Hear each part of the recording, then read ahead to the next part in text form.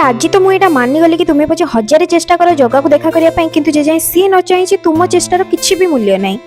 Time है सकाल 10टा और मु बाहर पूरी जावाई जोटा कि आमर सकाल 6टार प्लानिंग है। मुझे 4 घंटा भितर ही रेडी होगी बाहरी पूरी जावाई। एठी मु मोर बैग पैक कर देथिले। हमर गोटे बस थिला फाइनली हमर बस पळे आस्तिला तो आमे जाके बस जाइतलु। मु एकुटिया जाई नथली बाय द वे मैडम जी भी मो सहित जाइतिले। आ संध्या 6टार हमको बस नेकी पहुंची देथिला पुरी रे। सेठु आमे ऑटो नेकी डायरेक्ट पहुंची जाइतलु हमर रूम को जोटा आमे बुक करथिले। जदि आपण जानिबा को चाहूचंती माने बजट फ्रेंडली रूम पुरी रे तो गोटे थर आपण जाके मो लॉन्ग वीडियो को देखंतु। सेठी मु सब वर्णना करी कहिछि कोन केमतिका रूम केमतिका मु बुक कली कोन। आ एठी हमें रेडी होतलु बीच जिबा पई। मु तो रेडी जाइतिली। आ एठी मु मैडम जी को रेडी करतली। संध्या रे हमें जेतु आ किछि ये करि पारलुनी मतलब आ किछि प्लानिंग ही नथिला मंदिर तो जाई परिउनी तो भाबिलु बीच जाइकि बुली पळा आसीबो। हमें पहुंच जाइतलु एठी आसी बीच रे।